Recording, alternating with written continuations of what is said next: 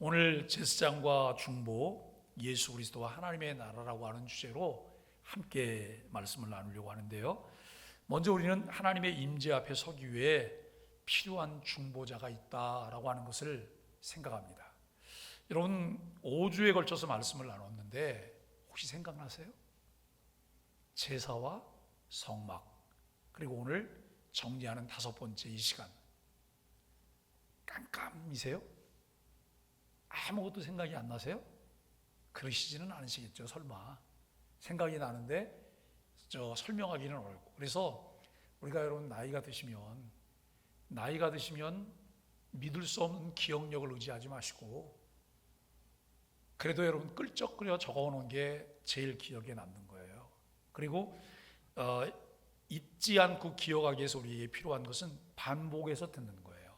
반복해서 한 번 들어보고 또 들어보고. 근데 누가 그래요? 듣고 돌아서면 잊어버린대요. 하나님의 은혜죠. 다 기억하면 여러분 설교자가 무슨 설교를 또 하겠어요? 예? 다 은혜죠. 그런데 자꾸 반복해서 듣잖아요. 그러면 어떤 한 문장이 내 마음에 딱 와닿을 때가 있어요. 여러분 그것이 중요한 거예요. 오늘 우리는 지금까지 하나님께 나아가는 믿음의 길을 따라 걸어왔습니다. 1강에서는 번제, 소제를 통해서 헌신과 감사를 배우고, 제가 이렇게 친절하다니까요. 다시 기억해 보시라고 여러분 상기하는 거예요. 번제, 소제를 통해서 뭘 배웠다고요?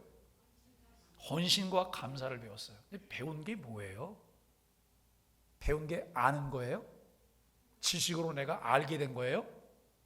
여러분 정말 잘 배운 것은 실천에까지 옮겨가는 거예요. 실천적인 그리스도인. 그래서 늘 우리가 이 기도를 할 때, 하나님 성경 말씀을 잘 이해하게 해주세요. 바르게 이해하게 해주세요. 그리고 믿고 신뢰하며 살아내게 해주세요. 정말 치열하게 살아낼 수 있게 해달라고 기도하는 일들이 우리에게 필요해요. 두 번째, 2강에서는 화목제에서 하나님과의 식탁교제를 우리가 함께 살펴보았어요. 하나님은 우리에게 요구하시는 것이 뭐냐면, 내가 너희를 사랑한 것 같이 너희도 서로 사랑하라 그래요.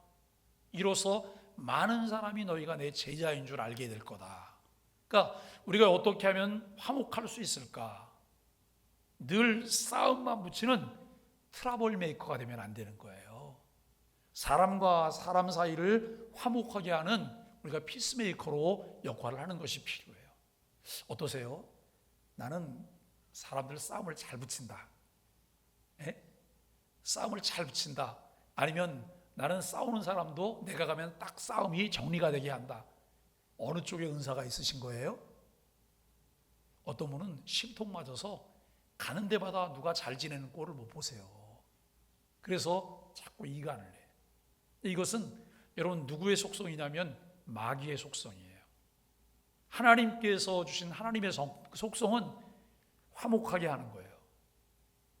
이런 것들을 기억하면서 우리가 2강을 좀 상기해 보시고, 그 다음에 3강에서는 속죄제, 속건제를 통해서 죄사함과 관계 회복의 은혜를 확인하게 돼요. 속건제를 통해서 내가 누구에게 손해를 끼친 것이 있으면 배상을 해요.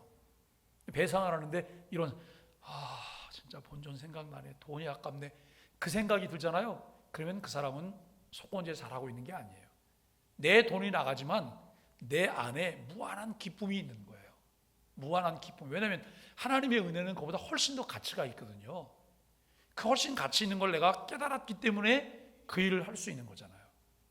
그래서 우리가 이 속죄제와 속건제를 통해서 죄사함과 관계 회복의 은혜를 확인하는 거예요.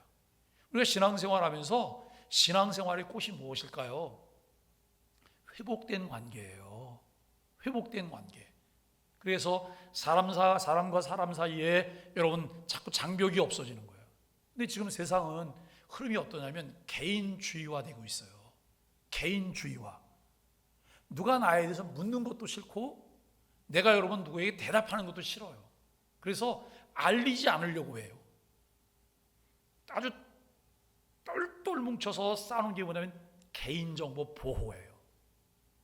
근데 여러분 개인정보 보호를 하면 할수록 사람들은 인간 소외 속에 살게 돼요. 인간 소외가 가져오는 것이 무엇일까요? 외로움, 고독함, 쓸쓸함, 그 다음에 뭐로 가야 되는 거예요? 신경정신과로 가서 여러분 우울증, 그리고 조금 더 심해지면 여러분 그 폐쇄공포증이나 이런 것들까지 막 가는 거예요. 예? 결국 내 마음을 열지 못함으로, 내 마음을 털어놓지 못함으로 생기는 질병들이 있는 거예요. 옛날에는 옆집과 옆집 사이에 담도 없었잖아요. 그죠? 대문도 없어요. 문도 안 잠그고 살았어요. 그래서 그냥 드나들기도 해요. 이렇게 우리 집에 뭐가 있으면 슬그머니가 그 집에 갔다가 이렇게 놓고 와요. 문이 잠겼으면 뭘 놓고 오겠어요. 근데 요즘은 뭘 주면 싫어한대요. 출처가 불분명한데 이걸 우리가 왜 받아 먹어야 되냐고. 그렇게 한다는 거예요. 그만큼 정이 없는 거죠. 예? 정이 없는 거예요. 우리가 정말 그 하나님과의 관계가 회복되면, 그 하나님과의 관계가 회복된 걸 통해서 그 다음에 어디로 흘러가는 거예요? 수평적인 관계로 흘러가는 거예요. 옆으로. 그래서 수직적인 관계가 잘 확인이 돼서 이 부분이 열리면 수평적인 관계로 두루두루. 예? 우리가 교회 안에서도 모든 사람들이 두루두루 지내야 되잖아요. 우리 젊은 분들이, 연세 많으신 권사님들이나 이런 분들을 만나면 그분들에게 스스럼 없이 권사님 요즘 내가 이런 일 때문에 좀 어려워요. 기도 좀 해주세요. 이 말 편안하게 할 수 있어야 되잖아요. 그런데 잘 안 친하면 무슨 말을 해요? 표면적인 관계는 인간을 불편하게 하는 것만 지속돼요. 인간을 불편하게 하는 것만. 그런데 내면 깊이까지 서로 삶을 나눌 수 있을 때에 우리는 불편함이 아니라 서로를 위한 배려가 가능해져요. 그런데 그러기 위해서는 우리에게 뭐가 필요하냐면 하나님과의 관계가 회복이 돼야 돼. 그러지 않으면 미성숙된 인격 속에서 알아가는 것들이 더 불편하고 상처가 돼요. 그러면 내 마음을 닫아버리는 거죠. 자, 오늘 우리가 지난주에 4강에서 성막에 임하신 하나님을 통해서 임재의 복을 우리가 살펴보았어요. 여러분, 우리 소망의 교회 오니까 복이라고 하는 걸 좀 달리 얘기하고 있지 않아요? 소망의 교회에서는 복 받으라는 말을 굉장히 많이 안 하잖아요. 우리는 웬만한 교회를 다니면 복 받을 교회 다니는 분들이 너무 많으세요. 근데 그 복이 뭐예요? 성경이 말하는 복이 아니에요. 세상에서 말하는 복이에요. 이 부분들을 좀 잘 정리해 보는 것이 우리에게 필요해요. 복 중에 가장 큰 복이 뭐냐면 하나님이 내게 임재하신 거예요. 내 안에 성령님이 내주에 계신 것, 이것이 복 중에 복이라고 하는 것을 우리가 생각해 봐요. 이제 우리는 한 가지 중요한 질문을 또 마주해야 합니다. 누가 하나님 앞에 설 수 있는가? 이사야가 하나님을 만났을 때 뭐라고 고백했어요? 그의 탄식은 이거예요. 화로다 나여 잘됐구나. 그런 거였어요? 화로다 나여 큰일 났다. 이게 아니고 화로다 나여 망하게 되었도다라고요. 왜냐하면 하나님을 만났기 때문에, 하나님을 대면했기 때문에 죽을 것이라고 생각한 거예요. 죄인이 거룩하신 하나님을 만날 수 없다고 생각을 했던 거죠. 그러면 누가 하나님 앞에 설 수 있는가라고 하는 거예요. 누가 죄인들을 대신하여 하나님께 나아가며 그 사이에서 중보할 수 있을까? 하나님이 임재하신다는 것은 은혜지만 동시에 두려운 일이에요. 여러분, 우리가 하나님을 경외한다고 하는 것, 하나님을 사랑하고 존중하고 하나님을 두려워하는 거예요. 죄인은 하나님 앞에 스스로 설 수 없고 하나님과 사람 사이에는 반드시 뭐가 필요해요? 중보자가 필요해요.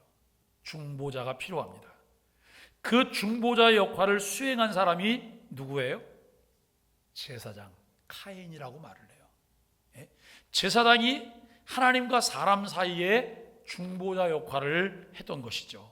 그리고 그 제사장직은 결국 예수 그리스도 안에서 완전히 성취되었던 거예요. 그러니까 여러분, 제사장이 계시고 제사장들을 통해서 제사제도가 진행이 되었고 하나님이 성막을 주셨고 성막을 통해서 제사장들을 통해서 어떤 일을 하게 하셨던 것, 이것은 결국 무엇을 약속하는 거냐면 예수 그리스도를 약속하는 거예요. 메시아의 역할, 메시아의 사역, 그분의 성품들을 보여주고 있는 이런 일들이라고 하는 거예요. 우리는 이 제사장직이 결국 예수 그리스도 안에서 완전히 성취되었다고 하는 것을 알게 되는데, 오늘 이 5강이 바로 그 중요한 흐름을 따라가고 있습니다. 여기 제사장의 소명은 하나님이 세우신 은혜의 통로예요. 그래서 출애굽기 28장 1절은 너는 이스라엘 자손 중에서 내 형 아론과 그의 아들들을 가까이 오게 하여 나를 섬기는 제사장 직분을 행하게 하되라고 말을 해요. 내 형 아론과 그의 아들들을 가까이 오게 하라는 거예요. 그러면 너는 그러잖아요. 너는 이스라엘 자손 중에서, 여기 너는 누구예요? 이 너는 누구죠? 너는 누구냐? 그럼 너는 누구예요? 너는 모세예요. 왜냐하면 그 밑에 내 형 아론과 그러잖아요. 예? 모세가 형이에요, 동생이에요? 모세가 동생이잖아요. 그 형 아론과 그의 아들들을 가까이 오게 해서 나를 섬기는 제사장 직분을 행하게 하되라고 하는 말을 해요. 여러분, 이들이 정말 하나님께 가까이 와서 그 하나님을 섬기는 제사장 직분을 행하게 하는데 이들이 시험 받잖아요. 그죠? 제사장 시험 봤어요? 열심히 공부하고 시험 봤죠? 아니면 사람들의 투표에 의해서 선출됐어요? 아니요. 하나님이 정하셨어요. 하나님이 그들을 부르셨어요. 사명자로. 제사장직은 사람들의 투표로 생긴 직책도 아니고 인간이 스스로 얻어낸 영광도 아니에요. 하나님이 직접 세우신 직분이다 라고 하는 것이죠.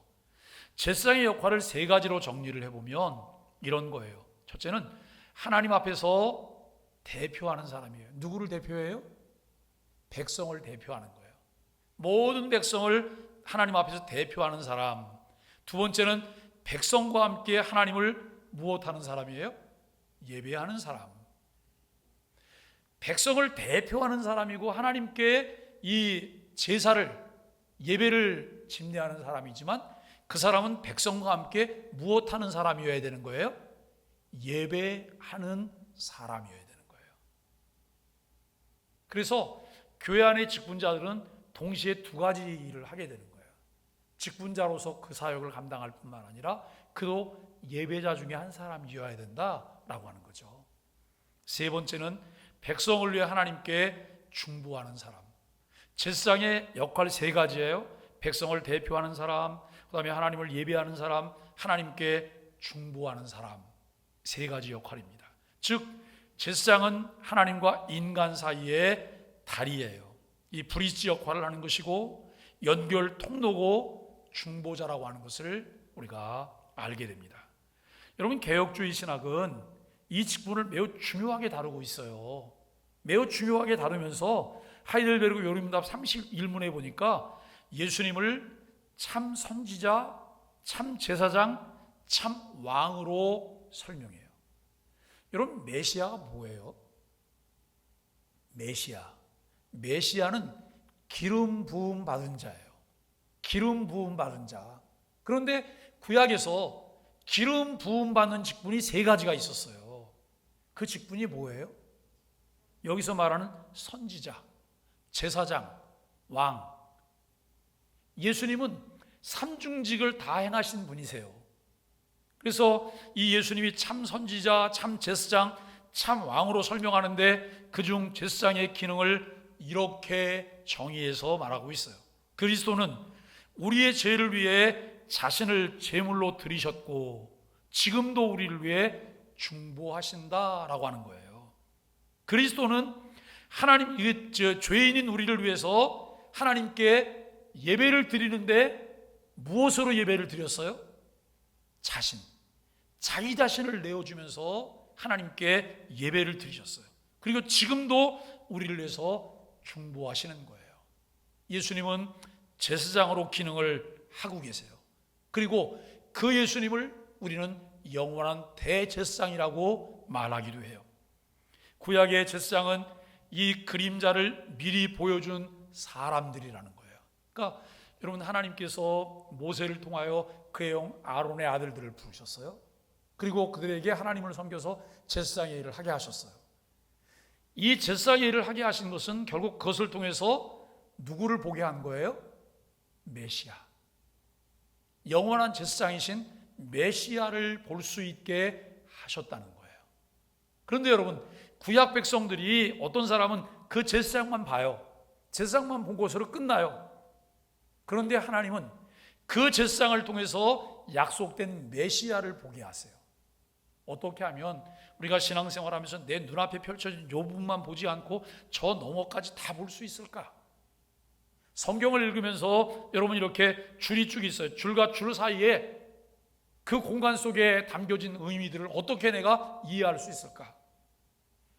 김복순 권사님, 좀 젊었을 때 예수님을 잘 믿었으면 참 좋았겠죠. 이게 나이가 드시면 왜 참 진지하게 신앙생활을 하려고 애를 쓰는 분들을 보잖아요. 그러면 그분들은 내가 좀 더 일찍, 지금도 늦지 않으셨어요. 지금도 늦지 않으셨어요. 왜냐하면 아직까지도 한 40-50년은 더 사셔야 되니까 아직 늦지 않았잖아요. 정말 우리가 열심히 잘 배우고 하나님 말씀을 알잖아요. 그러면 훨씬 신앙생활을 하는데 양질의 신앙생활을 하게 돼요. 다른 사람이 알지 못하는 하나님의 신령한 비밀들을 깨달아 알게 되는 거예요. 우리가 이 부분을 보면서 이제 미리 보여준 사람, 구약의 제사장은 이 그림자를 미리 보여준 사람이라고 하는 거예요. 세 번째는 제사장의 기능이에요. 하나님과 사람 사이를 이어주는 사역을 하는 사람이라고 하는 것이죠. 그래서 첫 번째, 제사를 드리는 자. 제사장은 번제, 화목제, 속죄제 등을 드리면서 하나님 앞에 백성을 대신했어요. 백성을 대표해서 하나님께 드리는 거예요. 제물은 누가 준비하고요? 제물은 누가 준비해요? 제사장이 대표니까 제사장이 준비하는 거예요? 아니요. 그 백성들이 제물을 준비해요. 제물을 준비하고, 그리고 제사장들이 이 백성을 대신해서 하나님 앞에 제사를 드리는 것이죠. 그는 백성의 죄를 인정하고 하나님의 용서를 구하고 회복을 위해서 피를 흘리는 일을 진행하고 있습니다. 그다음에 두 번째는 백성을 축복하는 자예요. 민수기 6장에서 보듯 제사장은 백성을 향해 하나님의 평강과 은혜를 선포해요. 왜 제사장이 이걸 선포할까요? 하나님이 그에게, 그 통로로 그에게 그 권한을 주셨기 때문에, 그 직분을 주셨기 때문에. 우리가 여러분 교회 생활을 하다 보면 어떤 분들은 그래요. 자기가 무슨 직분자라고 자꾸 뻐기세요. 직분자라고 뻐겨요. 눈꼴을 사놔서 볼 수가 없어요. 목회자도 여러분 자꾸 뻐기잖아요. 눈꼴을 사놔서 볼 수가 없는 거예요. 그런데 그 직분에 권위가 있다고 말을 해요. 직분에. 하나님이 주신 직분이니까 권위가 있잖아요. 그런데 진정한 권위는 어느 때 나타나요? 주어진 직분에 맞게 그 일을 성실하게 수행할 때 권위가 나타나는 거예요. 이게 제가 교회에서 직분호를 가르칠 때 누누이 강조했던 거예요. 그런데 우리 이 머리로부터 온몸에 너무 꽉 찬 게 뭐냐면 직분이 마치 애엠인 것처럼 생각해요. 할 일은 하나도 하지 않으면서 여러분 그 자리에서 뭔가를 이렇게 하려고 해요. 그것은 아닌 거예요. 가장 불행하고 불쌍한 모습이라는 거예요. 여러분, 직분은 맡으시면 안 되는 거죠? 무겁잖아요. 불편하고 헌신도 해야 되잖아요. 직분을 맡으면 안 되는 거예요? 아니요. 직분 맡는 걸 사모하세요. 저는 어디 가서 뭘 하고 그러는 걸 별로 좋아하지 않거든요. 그런데 가면 제가 장을 좀 많이 하는 편이에요. 장. 왜요? 제가 장시잖아요. 그래서 그게 아니고 꼭 장을 하게 돼요. 근데 장을 하니까 좋은 게 있어요. 여러분, 장이 아니잖아요. 그러면 밑에서 맨날 투정해. 이러쿵저러쿵 투정해요. 예? 얘들아, 인사는 나중에 여기서 앉아 와갖고 와서 예배 드려. 그 위에서 저 뒤에서 인사하고 왔다 갔다 하지 말고. 그러니까 장이 되고 나면 무엇을 결정하는데 최종 결정권자잖아요. 고민도 많이 해야 되고 직이 무겁기도 해요. 그런데 바른 결정을 할 수 있어요. 바른 결정을, 방향을 잡을 수가 있는 거예요. 그런데 아무런 영향력도 없이 그냥 이렇게 포함되어 있잖아요. 그러면 누가 하는 대로 잘못 가도 거기에서 어떻게 해볼 도리가 없어요. 그냥 때로는 불평하고 원망하고, 불평하고 원망하지 말고 적극적으로 참여하셔야 돼요. 참여하셔서 함께 이야기하고 함께 만들어가는 이 일들이 우리에게 필요하죠. 축복은 단순한 말이 아니에요. 하나님이 백성에게 임재하시겠다고 하는 약속의 선언이에요. 우리에게 가장 큰 복이 뭐겠어요? 하나님과 나와 함께 하시겠다고 하는 거예요. 그래서 마태복음 제일 마지막 부분에도 우리에게 주신 선교의 사명을 감당할 때 제자 삼고 그것을 가르쳐 지키게 하고 선교의 사명을 감당할 때 세상 끝날까지 어떻게 하시겠다고요? 너희와 어떻게 함께 하신다고요? 항상. 너희와 항상 함께 하시리라라고 말씀하고 계세요. 우리가 여러분 창세기 6장을 보면 창세기 6장에 노아에 관한 내용이 나오죠. 노아는 당대의 의인이래요. 그리고 하나님과 동행했다고 말을 해요. 하나님과 동행했다. 하나님께서 우리에게 은혜를 허락하여 주셔서 성령님을 우리에게 보내주시고 내주에 계신 성령님을 통해 늘 우리가 동행하는 삶을 살게 하시니 얼마나 감사해요. 근데 여러분, 동행하는 삶을 살면서 참 하나님의 은혜를 깨닫게 되는 사람은 그것 때문에 공치사 안 해요. 무슨 말이냐면 자랑질 안 한다 이 말이에요. 예? 그냥 이름도 없이 빛도 없이 내게 주어진 자리에서 역할을 감당하고 공적인 역할이 무엇인가를 생각하고 그 길을 걸어가는 거예요. 저는 우리 소망의 교회가 그런 교회로 만들어지기를 원해요. 그런 교회로. 그저 허세와 폼이나 잡고 누군가를 무시하고 이런 교회가 아니라 그냥 있는 자리에서 진득하게 자기 역할을 잘 감당해내는 그런 교회이기를 바라고 있어요. 여러분, 그렇게 하려면 이 안에 멤버십이 잘 갖춰져야 되는 거예요. 그냥 언제 이렇게 떠나도 괜찮은 그런 사람이 아니라 함께 교회를 만들어가는 사람들, 함께 하나님의 나라를 만들어가는 사람들, 그런 사람들이 필요한 거예요. 세 번째는 중보하는 자예요. 레위기 16장은 대제사장이 속죄일에 지성소로 들어가서 백성을 위해 중보하는 장면을 우리에게 보여주고 있습니다.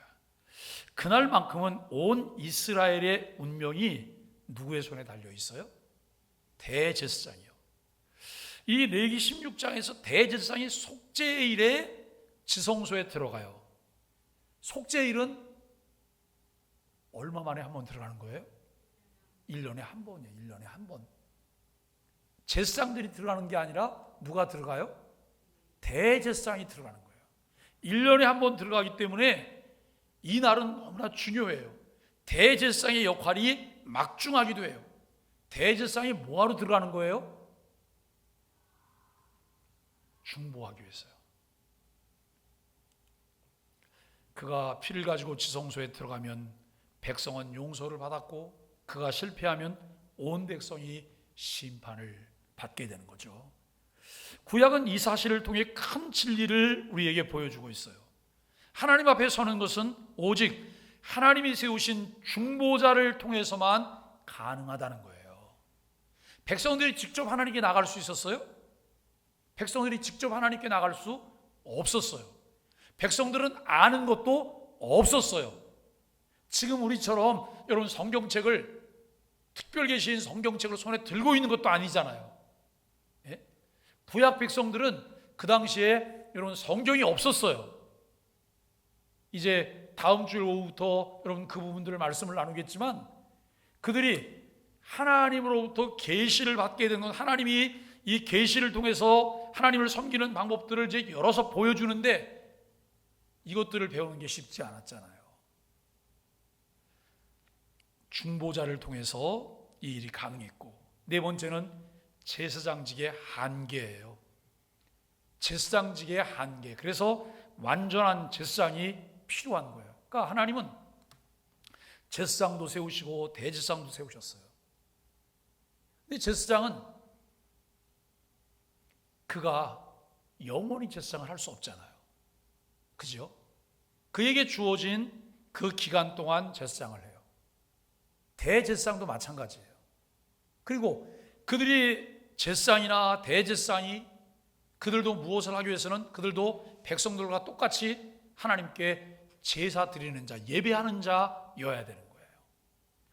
자, 그런데 이것을 통해서 이 불완전하고 그 다음에 이제 한시적인 이 역할을 통해서 뭐를 보게 하냐면 영원한 대제사장이신 메시아 예수 그리스도를 보게 하는 거예요. 그분을 사모하게 하는 거예요. 그러나 구약의 제사장들은 완전하지 않았고 그들은 죄인이었고 자신들도 먼저 속죄해야 했습니다. 제사를 끝없이 반복해야 했어요. 해마다 속죄일이 돌아왔고 끝없는 피 흘림이 이어졌다라고 하는 거예요. 제사장은 죽었고 또 다른 제사장이 필요했습니다. 그래서 히브리서는 이렇게 말을 해요. 히브리서 7장 23절 보니까 그들은 죽음을 피할 수 없으므로 제사장 직분을 계속할 수 없었다는 거예요. 이를테면 임기가 주어졌어요. 임기가 주어졌는데 임기가 되기도 전에 그의 생명이 끝났어요. 그러면 결국 할 수 없으니까 또 다른 제사장이 세워져야 되겠죠? 이 부분이 계속 반복되었다고 하는 거예요. 이 말의 의미는 분명해요. 구약의 제사장은 그림자일 뿐 완전한 제사장이 오셔야 한다. 완전한 제사장이 오셔야 한다라고 하는 거예요. 여러분, 선지자들의 역할이 있고 제사장의 역할이 있어요. 아까 제사장은 누가 세웠다고요? 하나님이 세우셨어요. 선지자는 내가 하겠습니다 그러면 선지자가 되는 거예요? 시험 봐서 여러분 선지자가 되는 거예요? 선지자도 하나님이 부르셔야 되는 거예요. 하나님의 부름에 의해서 여러분 그 일을 감당하게 되는 거예요. 그런데 여러분 이 일을 감당하면서 하나님께서 그들에게 필요해서 주시는 것까지만 역할을 감당할 수 있다라고 하는 것이죠. 자, 다섯 번째로 예수 그리스도 영원한 대제사장이에요. 히브리서 4장 14절은 그러므로 우리에게 큰 대제사장이 계시니 곧 하늘에 계신 하나님의 아들 예수라고 말하고 있어요. 우리에게 무슨 제사장이 계시다고요? 대제사장인데 그 앞에 무슨 자 하나 덧붙였어요? 큰 대제사장이 계시다는 거예요. 곧 하늘에 계신 하나님의 아들 예수님인 것을 말씀하고 있어요. 예수님은 단순한 새로운 제사장이 아니에요. 궁극적이고 완전한 대제사장으로 오셨어요. 누가 죽어서 임기가 끝났기 때문에 예수님이 그 후임으로 오셨나요? 아니에요. 앞에 지나쳤던 대제사장들, 그리고 여러분 제사장들 다 이 영원한 대제사장, 큰 대제사장이신 예수 그리스도를 예표하는 그런 그 예표며 그림자였다라고 하는 것을 우리가 생각하는 거예요. 그는 죄가 없으셨어요. 죄가 없기 때문에 자신을 위해서 뭘 할 필요가 없는 거예요? 속죄 제사를 드릴 필요가 없는 거예요. 또 단번에 영원한 속죄를 이루셨어요. 다른 양을, 소를, 비둘기를 대신 필요치 않아요. 왜요? 사람들은 이 일을 할 수가 없잖아요. 다 죄인이기 때문에. 그런데 영원한 대제사장으로 오신 예수 그리스도는 뭐가 없으시고요? 죄가 없으시고, 죄가 없어서 이분은 제물이 영원한 제물이 될 수 있다는 거예요. 우리가 여러분 하나님께서 우리를 얼마나 사랑하시는지 자기 자신이 사람의 몸을 입고 이 땅에 오는 거예요. 그리고 자기 자신을 희생 제물로 내어놔요. 이 사랑을 설명하실 수 있으시겠어요? 혹시 여러분이 지금 누구를 해서 여러분들이 이렇게 대신 죽어줄 만한 사람이 생각나는 사람 있으세요? 네, 아들을 위해서 죽어줄 수 있으세요? 대답해도 막상 그 일이 생겨보세요. 죽긴 뭘 죽어요. 너는 너고 나는 나지. 예? 이 하나님의 사랑이 얼마나 큰가를 우리가 생각해 보는 거예요. 히브리서 7장 27절은 이렇게 말을 해요. 그는 자기 자신을 단번에 드려 이가 아니고 의를 이루셨어요. 예? 자기 자신을 단번에 들이셔서 여러분 하나님의 의를 이루셨어요. 예수님의 제사장직은 완전하죠. 예수님이 제물이 되셨습니다. 그분은 동물의 피가 아니라 자기 자신을 드리셨습니다. 예수님은 제사장이 되셨습니다. 그분은 피를 들고 하늘 지성소에 들어가셨습니다. 예수님은 지금도 중보자이십니다. 그분은 오늘도 성도들을 위해 쉬지 않고 중보하고 계십니다. 그 사실을 믿으세요? 나를 위해서 기도하세요. 내가 하나님 말씀대로 매 순간 바른 선택을 해서 있어야 될 자리에 있고 해야 될 일들을 하고, 여러분 내가 정말 그리스도를 닮아가는 이 삶을 살아갈 때 성령님은 매우 기뻐하세요. 영광을 받으세요. 그런데 우리가 그렇게 하지 않아요. 그럴 때 성령님은 뭘 하세요? 근심하세요. 근심하세요. 그런데 우리가 정말 이 머리가 우둔해져서 멍충이가 돼서 마땅히 기도해야 할 바를 알지 못하고 기도하지 않아요. 그때 성령님은 뭘 하세요? 말할 수 없는 탄식으로 우리를 위해서 기도하신다는 거예요. 여러분 이 부분과 우리가 만나야 돼요. 내가 마땅히 나를 하나님 앞에 내려놓으면서 기도해야 될 때 기도하지 않잖아요. 성령님의 근심거리가 돼요. 근심덩어리가 되는 거예요. 자녀를 양육하면서 자녀들이 때에 맞게 뭘 해야 되는데 그 일을 안 해. 그때 여러분 부모 마음은 어때요? 근심이 많아요. 이거 말을 하면 마음이 상할 것 같고, 말을 안 하자니 이건 힘들고, 그런데 잘못된 길로 가는 건 눈에 보니 뻔하고, 그러니까 근심하는 거예요. 그래서 신앙이 있는 부모는 잔소리를 하는 대신에 뭘 해요? 기도하는 거예요. 잔소리는 나이 들어서 잔소리 해봤자 소용도 없어요. 예? 나이 들어서 잔소리 해봤자 듣지도 않아요. 자식은 언제적 자식이에요? 품 안의 자식이에요. 품 안의 자식. 몇 살까지 품고 계셨어요? 그것 지나면 자기들 잘난 것처럼 살아요. 그런데 그 자녀들이 애미가 되고 나면 조금씩 철이 들더라고요. 철이 들어도 다 몰라요. 예? 철이 들어도. 그러면서 뭐라고 말해요? 사랑은 내리사랑이 돼요.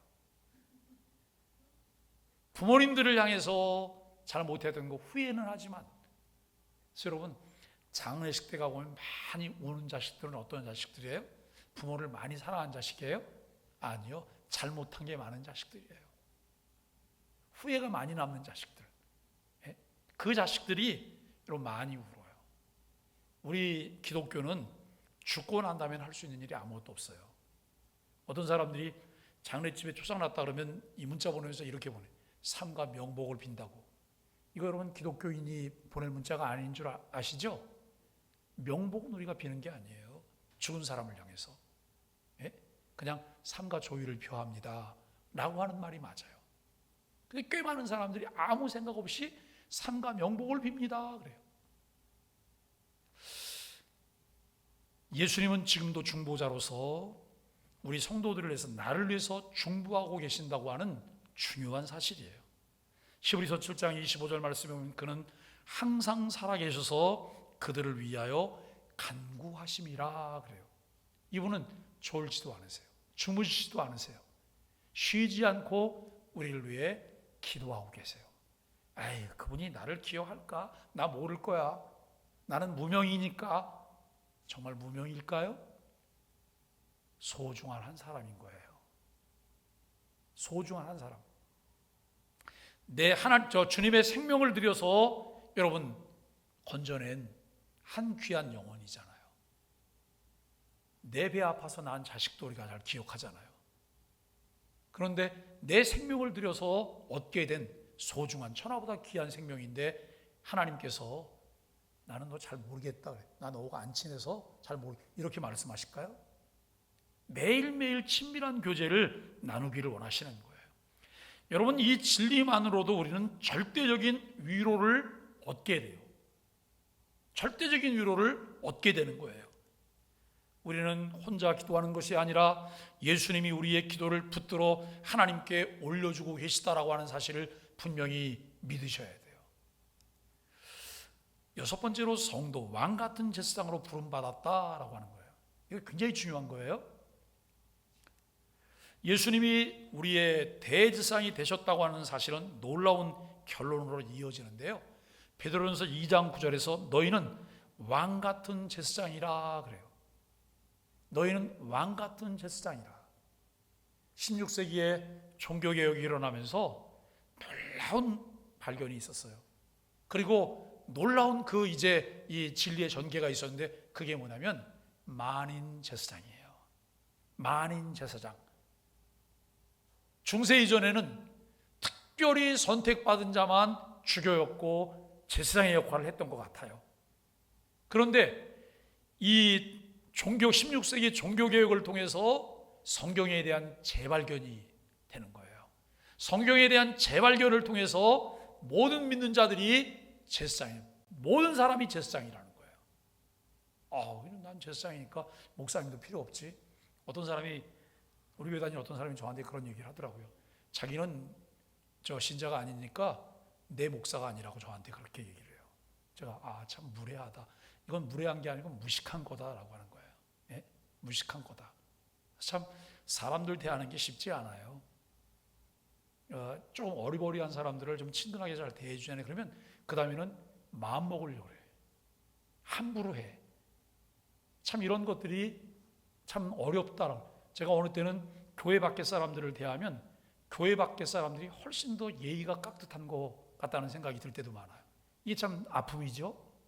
그러니까 우리가 교회 생활을 하다 보면 매너도 배워야 되는 것이고 어떻게 하면 우리가 서로 이 관계 속에서 예의를 잘 갖출 수 있을까 이런 고민도 우리가 해야 될 것입니다. 왜냐하면 이것이 품격이기 때문에 그래요.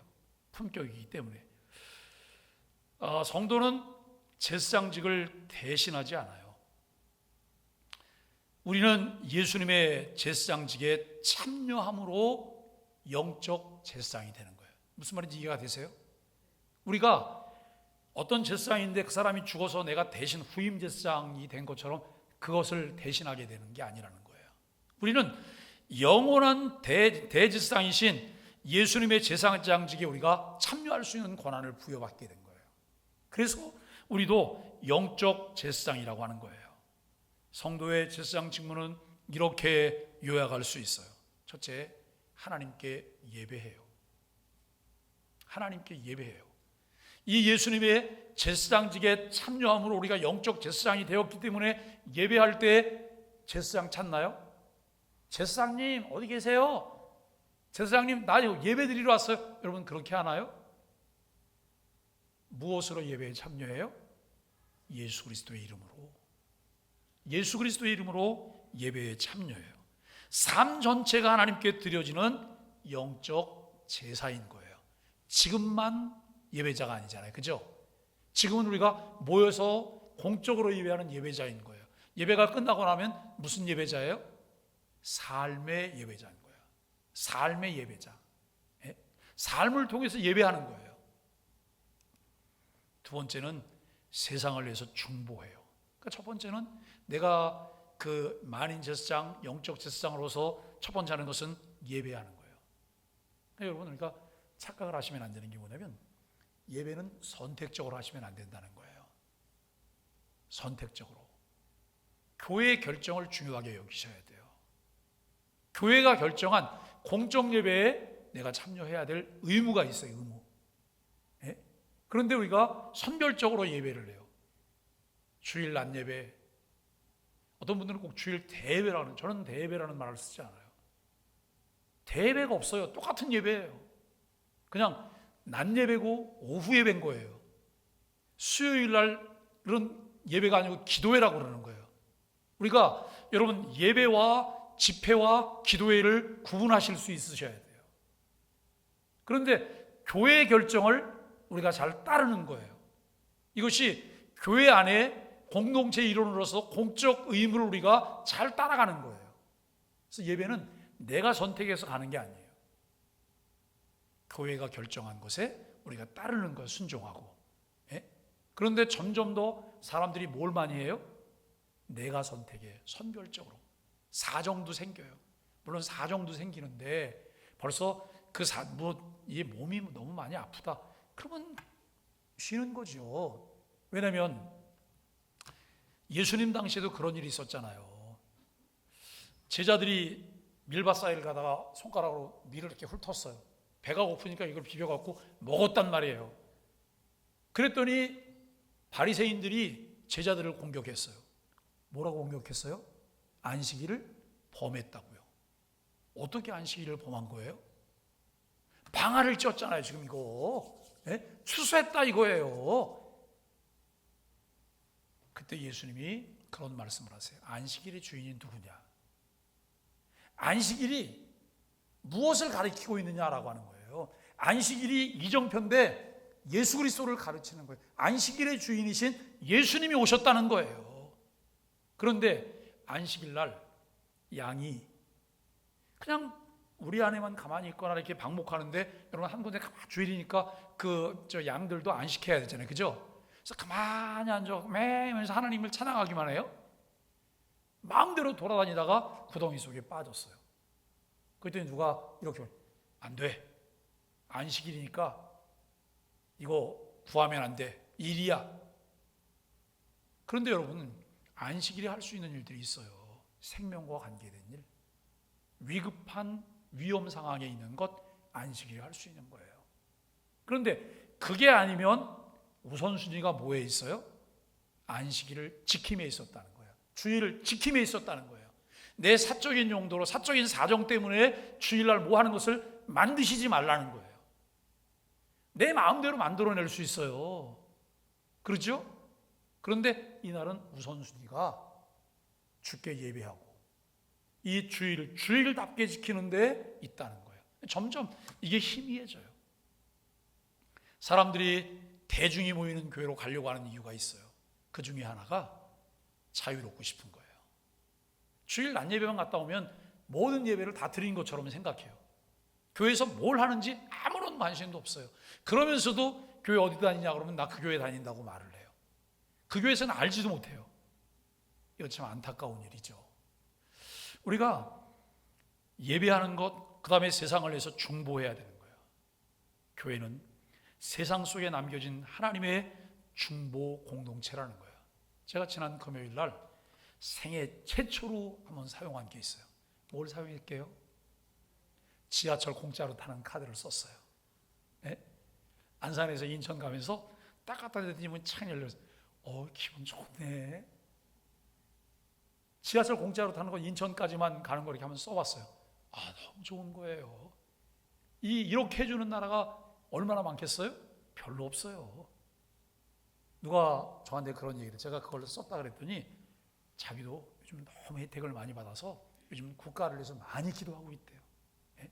국가가 너무 고맙기도 하고 국가가 너무 잘 돼서 더 많은 것을 많이 누리면 좋겠다 싶어서 국가를 위해서 많이 기도하고 있대요. 여러분, 우리가 세상 속에 남겨진 하나님의 중보 공동체인 거예요. 다른 사람들은 원망, 불평, 투정, 그리고 이런 비난할 때 그리스도인들은 뭘 해야 돼요? 기도해야 되는 거예요. 그런데 누군가 뭘 잘못하고 있는 것, 잘못하는 것을 우리가 이야기해야 될 때 다 같이 한번 따라하세요. 지적을 위한 지적을 하면 안 된다. 한 번만 더 따라하세요. 비난을 위한 비난이어서는 안 된다. 그것을 지적하거나 비판할 때 이쪽엔 뭘 가지고 있어야 돼요? 대안이요, 대안. 더 좋은 방법을 가지고 있어야 돼요. 그리고 그 방법을 내놔야 되고, 이게 지금 잘못하고 있는 것에 대해서 막 그냥 힐난하듯이 얘기하면 안 돼요. 왜? 받아들이지 않을 거니까. 지금 이렇게 하셨는데, 수고 많이 하셨는데 이렇게 하는 방법은 어떨까요? 이게 대화의 기술인 거예요. 그냥 뭐만 하면 이렇게 하고선 자기 주장 막 해. 근데 우리 교회도 그런 분들 계시거든요. 남의 말은 듣지도 않아요. 내 말만 해. 이래가지고는 관계가 개선이 안 되는 거예요. 그리고 일단 다른 사람들이 하는 것에 대해서는 존중해야 돼요. 존중하고 더 나은 것. 그리고 요건 이미 벌써 엎질러졌어요. 일이 저질러졌어. 그러면 그건 말하시면 안 돼요. 왜요? 바꿀 방법이 없잖아요. 이미 일이 끝났어요. 그건 절대 말하시면 안 돼요. 다음에 뭘 할 때 내가 결정할 수 있는 결정권자가 되시든지 영향력 있는 자리에 가시든지 그렇게 해서 해야지. 항상 뒤에서 이렇게 뒷짐짓고 있다가 남이 뭐라고 나면 거기에 대해 자꾸 말해. 이거는 공동체를 와해시키는 거예요. 우리가 제사장으로서, 성도의 제사장으로서 첫 번째는 예배하는 것, 두 번째는 중보하며 기도하는 것, 세 번째는 화해와 용서의 사역을 실천하는 거예요. 하나님의 평강을 세상에 흘려보내는 삶이 제사장의 삶이에요. 우리가 뭐라고요? 다 같이 한번 따라해 주세요. 나도 제사장입니다. 크게 한번 따라해 주세요. 나도 제사장입니다. 제사장이니까 여기 올라와서 설교하셔야 되는 거예요? 여러분, 목사가 제사장입니까?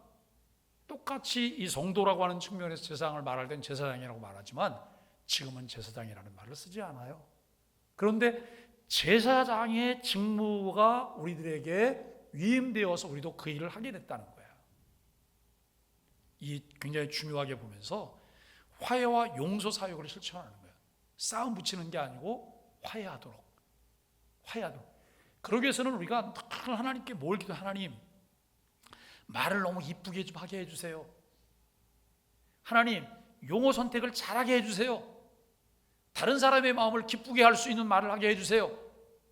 비유 맞추라는 얘기가 아니에요. 어떤 사람은 이렇게 말을 하는 거 보면 어쩌면 저렇게 이쁠까라고 하는 생각이 들어요. 왜냐하면 상대가 마음이 똑같은 말인데 너무 편안할 것 같은 말을 해주는 거예요. 예? 이거 돈도 한 푼 안 드는데 그렇게 하는 게 뭐가 어렵습니까?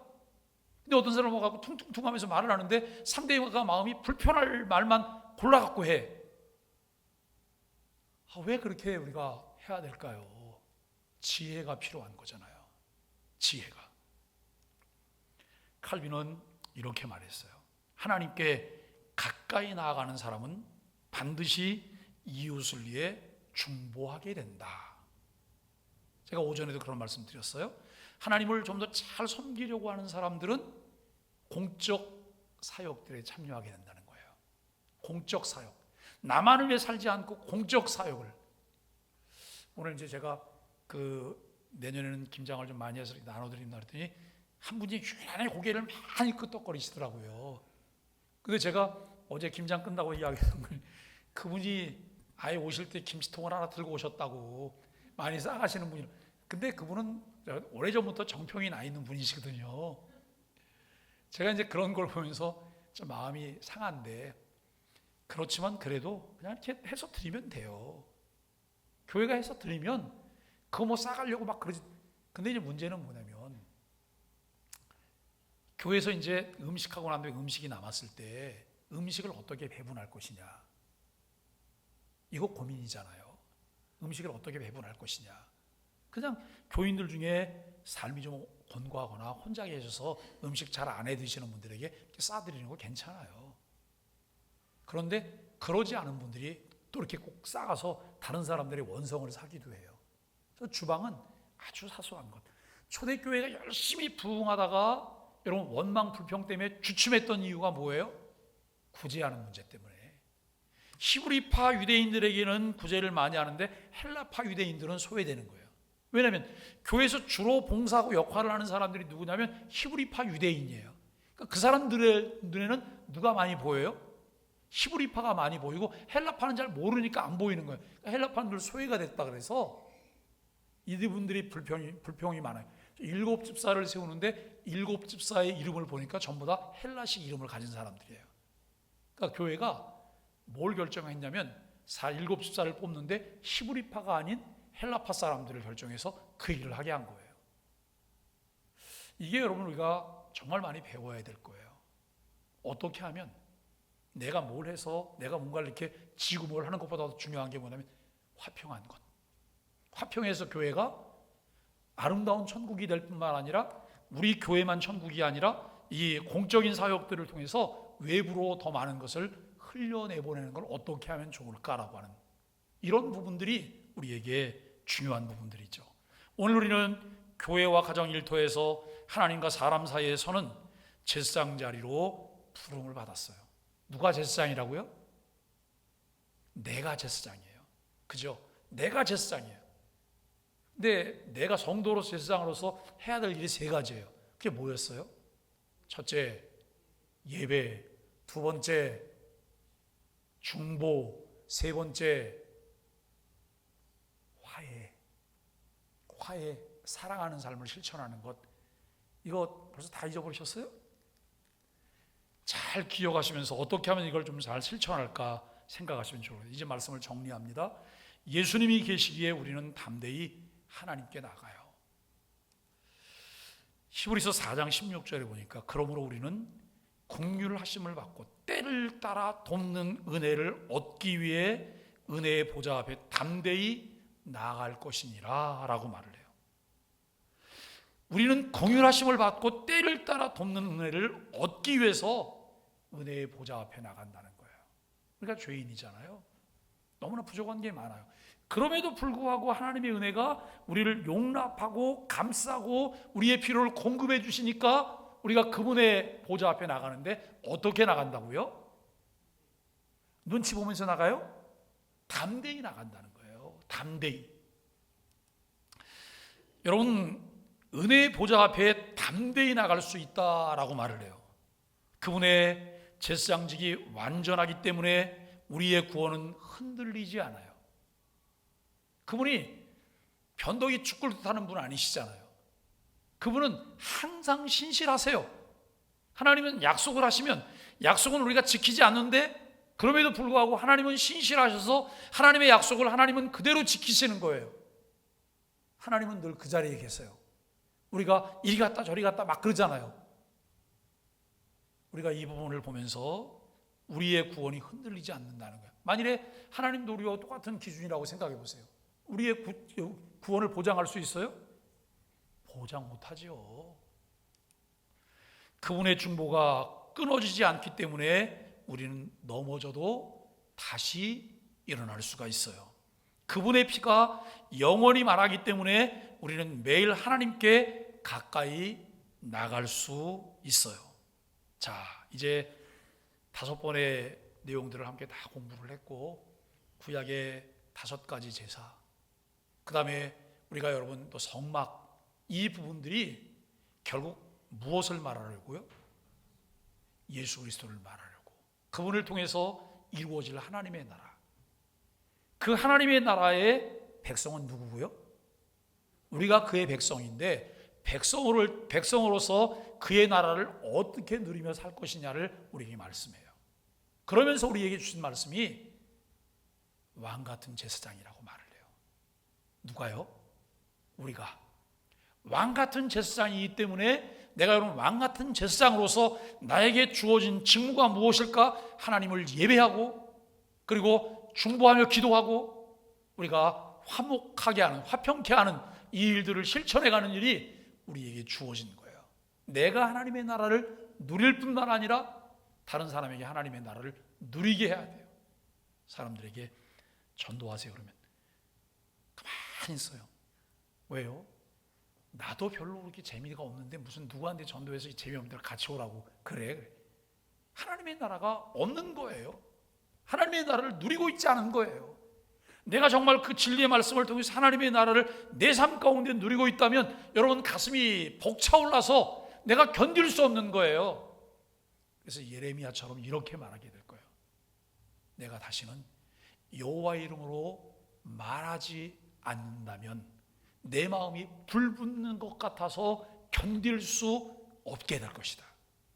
내가 다른 사람들에게 예수 그리스도를 말하지 않으면 내 마음이 불붙는 것 같아서 견딜 수 없다는 거예요. 다른 사람들은 누가 있어요? 교회 안 다니는 자녀들 있잖아요. 그죠? 교회 안 다니는 친지들 있잖아요. 교회 안 다니는 친구들 있잖아요. 교회 안 다니는 직장의 동료들 있잖아요. 교회 안 다니는 이웃들이 있잖아요. 여러분, 그저 무속신앙과 별반 차이 없는 그런 신앙관을 우리가 전파하는 것이 아니라 성경이 말하고 있는 바른 신앙을 내 삶 가운데 살아내면서 그것을 함께 나눌 수 있는 그런 하나님의 사람들이 되시기를 바랍니다. 자, 이제 우리 말씀으로 드리는 기도 함께 하겠습니다. 주님, 예수 그리스도께서 완전한 대제사장이 되셔서 우리를 위해 중보하심을 믿습니다. 그 은혜 안에서 담대히 하나님께 나아가며 삶 전체를 영적 제사로 드리게 하소서. 세상 속에서 화해와 중보의 사명을 감당하는 왕같은 제사장으로 살게 하소서. 예수님의 이름으로 기도합니다. 아멘.